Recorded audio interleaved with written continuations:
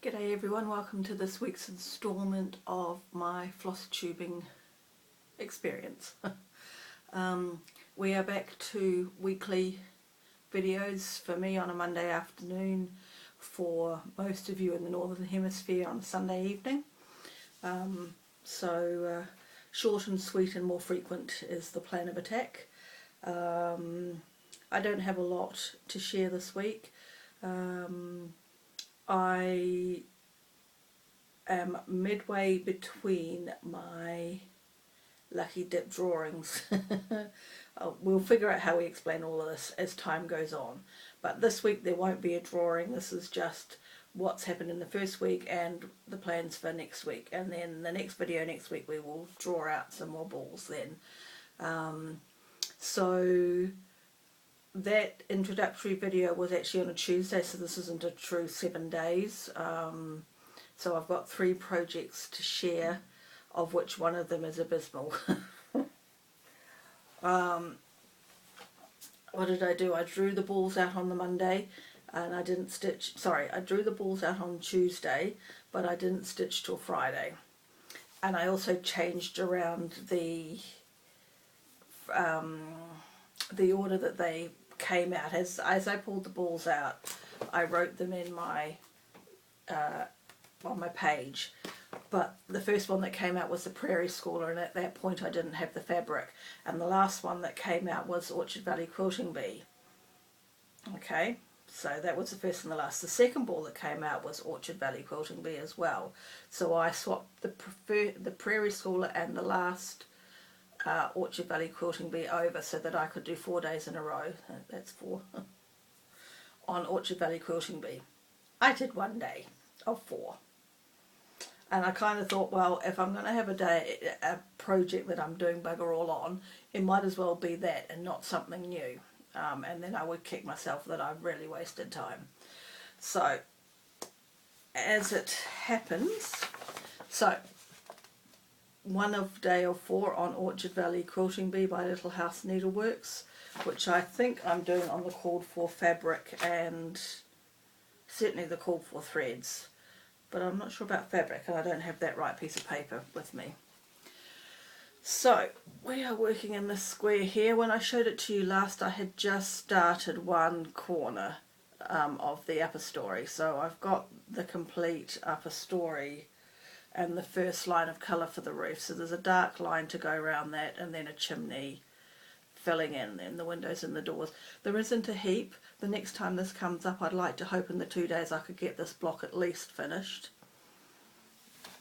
So we're back to normal life now. I've had an appointment with my mother in town this morning. I only got back about an hour ago. Sort her lunch, sort my lunch, get this done. I've still got to do some stitching yet. This is the year of not only bonkers lucky dip stitching, but not much progress probably. We'll see. Then the next project that came out of the hat was Santa's Village. So when I showed it to you last, I thought that I had just had the leaves and the berries to do on the vine at the bottom to finish part 3. That turned out not to be the case. Not only was the vine not finished, all of the snow, there was only a little bit of snow under here, so none of that was done. So my time basically was spent finishing this. I've got all the red candy stripe done, and I had a bit of spare here, so I went on and started the next bit of vine. So that's part 3 finished. That's parts 1 to 3, and you can see the extent of the fabric if I just hold it out. We scraped in this way. We should scrape in the other way too. I'm sure I checked multiple times to make sure the fabric worked. So this is part 4, called Mrs. Claus Cookie Shop.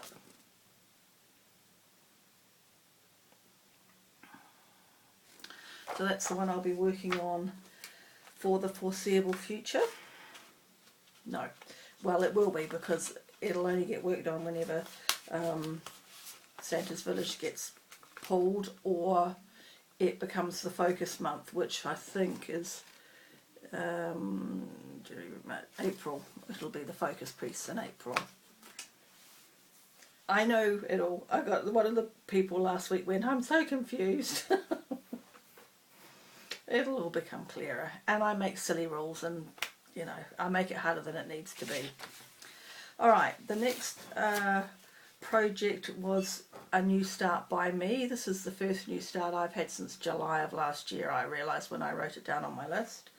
So this is again another Country Cottage Needleworks, and this is Ornamental Joy. Is that ornamental? Yeah, Ornamental Joy. So I've got a bit of a start. I'll do that. So that's starting at the top left corner, and I'll work a little bit more on that today. So while it's a relatively small piece, it's going to take a bit of time because of the way that I have set my rotation up. So yeah, so that'll get a little bit more love this afternoon, and then today's Monday, isn't it? So Tuesday, Wednesday, it's Hawk Run Hollow for a couple of days. Then Thursday, Friday is the viewer's choice, and that worked out overwhelmingly to Sophia, Summer House Stitch Works. I think 2 people pulled the Presidential Blue, but they were well outweighed. I think in the end possibly 8-2, something like that. I'll do that later. And then the last 2 days, next weekend, will be the Prairie Schooler, of which I've now got the fabric for, so that can get going as well. I have one bit of haul. Well, I have 2 actually, because I needed fabric for my bit of haul and for the Prairie Schooler. I went into the local, it's actually a quilting shop here, but they have the DMC, it's where I get my DMC locally, and they have pre-packaged bits of linen, and I thought, wonder if they've got any of the raw linen that I like with the Presidential Blue, and luckily enough for me they did have, and I got the 2 packets that they had, 50 by 70 centimetres, I can't remember what that is in inches, so that's handy to know for those of us that like to do Presidential Blue on raw linen. I can get it locally, I don't have to go into town. Alright, so my little bit of haul has a little bit of a story. I hope it's not too boring. So I was scrolling through either Stitch Mania or the Quaker Stitches Facebook group. I don't know what groups I belong to. And this lady put up a finished piece of a Quaker with some houses at the bottom, and I went, ooh, I like that. They look nice in Presidential Blue. So I asked her the name of it, and I think she told me the name of the chart. So I put the chart into Google, and I got a whole lot of foreign European websites in foreign European languages, but a lot had big red sold out signs. Okay. So, but from that information I learnt the name of the designer. So I did some searching for her and found she had a Facebook group. And then I joined the Facebook group. I scrolled through and I found the chart, and I left a message on the chart saying, how do I go about getting this chart, please? And I got no response, and I was like, oh. But then I saw the Facebook group become active again sort of over Christmas. They're obviously preparing for some New Year start thingamajig. So I looked again and I saw an email. So I emailed her and said, how do I get one of your charts? And she said, you just email me. Okay, I'd like this one, please. So she said, right, you send the required amount of money via PayPal to the email address, and I'll send you the PDF. So I have a new purchase. Isn't it lovely? I love it. And I very nearly did this as my new start, but I thought, no, I picked Joy, that's what we're going to do. You can guarantee this is my next new start. So I'm not 100% certain if this actually has a name or if it is just a reference number. I originally learnt it as Quaker Street, but it is a reference FQ1, by Marjorie Massey in France, no less. So that is the pattern. You can see the reference. So what I wrote down are my best low-tech capacities, and I will try and hold it very still. Camera can hopefully, I didn't put my glasses on so I can't see if it's in focus or not. I'm going to do that because otherwise we'll have problemos.